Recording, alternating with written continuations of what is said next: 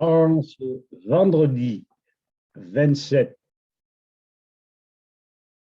août 2021, nous allons attaquer un sujet d'actualité que le gouvernement appelle l'instruction en famille et sa fameuse loi. Alors, d'entrée, citoyens, je voudrais que vous compreniez pourquoi, ou la raison, et qui me lance sur une nouvelle vidéo. Pourquoi je suis là? Par ego? Sûrement pas. À 82 ans, on n'a rien à branler des titres, des décorations, des félicitations. Nous voulons simplement mettre le peuple au pli. Mais tout autant le peuple que moi, n'est-ce pas? Pourquoi suis-je là? Par ego? Non. Par profit? Non. Pour être élu? Non. Pour respecter notre peuple, pour respecter les règlements que nous aurions tous acceptés. Comment sortir de l'impasse? Ce n'est pas en injuriant, ce n'est pas en déstabilisant le gouvernement d'une manière idiote, mais simplement faire remarquer aux citoyens que ce sont eux qui, par le nombre et par leur instruction, par le fait qu'ils sont au courant du contexte, qu'ils peuvent changer le système. L'union d'information, le nombre feront le reste. Et à base de quoi? D'une information correcte, du respect de la Constitution de 1789, de notre réflexion, et il faut que vous y soyez tous attachés, et de la divulgation de ces informations. Et ceci à tous vos amis, aux parents, aux élus. Aucune compromission. Comme disait le brigadier, le règlement, c'est le règlement. Alors, allons-y gaiement et voyons ce dont il est question. Alors, la vidéo s'intitule « Instruction en famille » après examen attentif du mensuel Nexus. Revenons aux sources. La loi du 24 août 2021 sur l'IEF, l'instruction en famille, confortant le respect des principes de la République. Sur la revue Nexus, numéro 136, septembre-octobre 2021, page 70, en entrée en matière. Il est dit, dans un climat sanitaire anxiogène et liberticide, le gouvernement a choisi de supprimer un droit fondamental, l'instruction en famille. Ni son caractère constitutionnel, ni l'impact désastreux de cette interdiction sur des milliers d'enfants ne semble pouvoir ébranler la volonté de ceux qui nous gouvernent. En France, ce n'est pas l'école qui est obligatoire, mais bien l'instruction. L'IEF ne concerne que 0,5% des enfants, d'une part, et les parents y recourent pour protéger leurs enfants d'une situation scolaire difficile, voire dangereuse, troubles de comportement ou d'apprentissage. 700 000 enfants sont victimes de harcèlement chaque année. Nexus, page 72.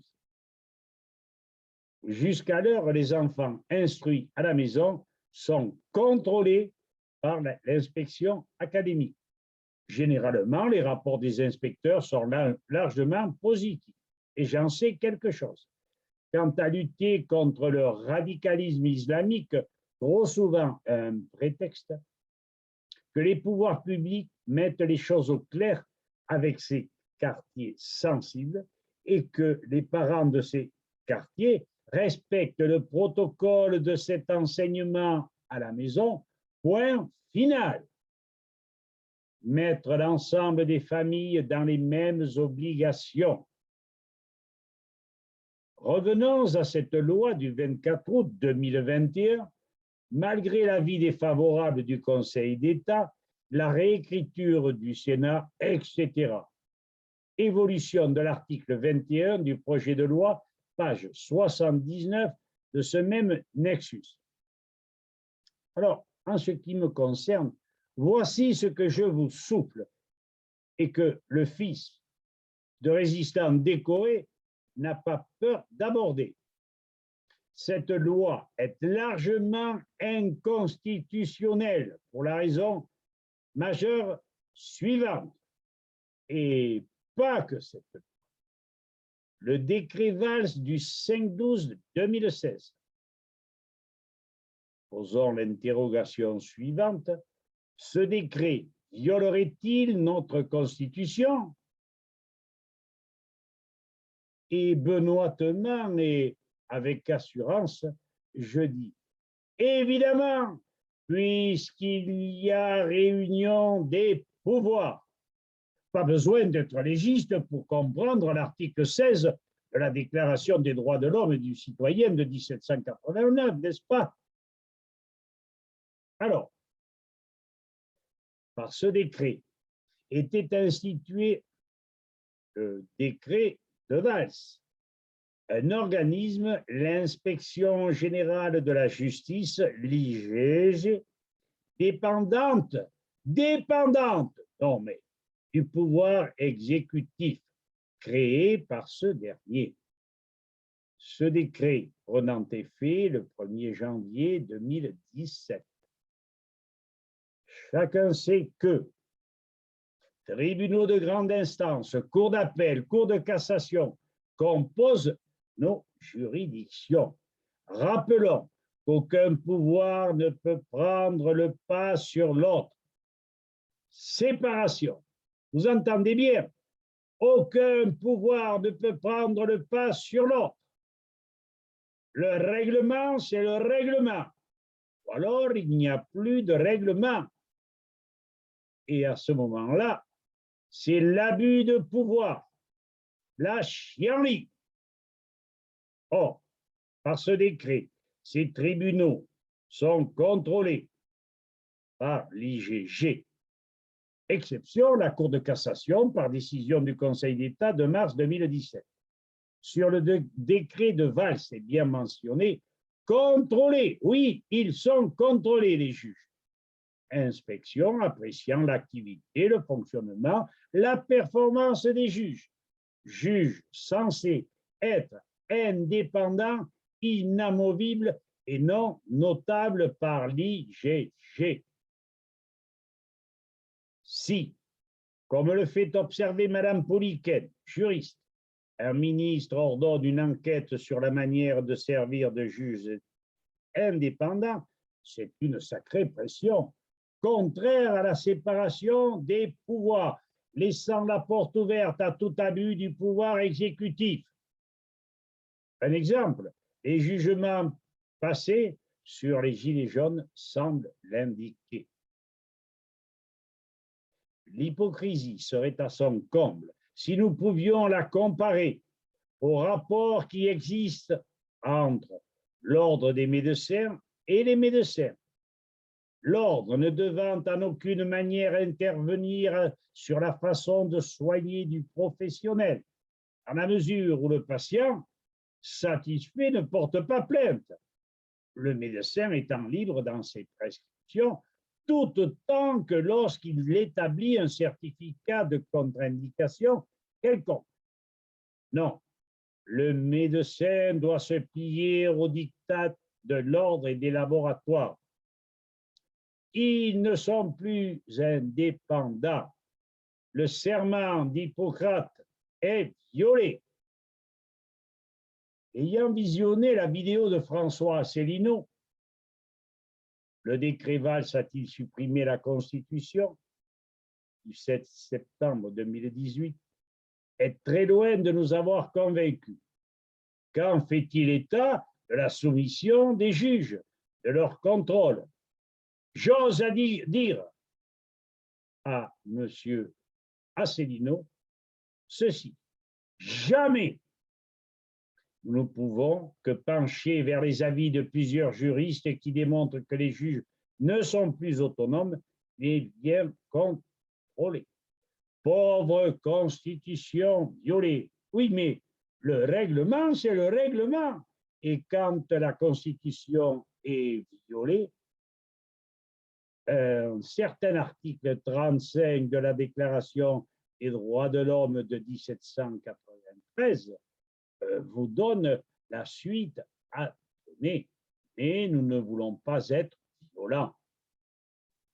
Le nombre, la détermination des citoyens unis doit faire justice.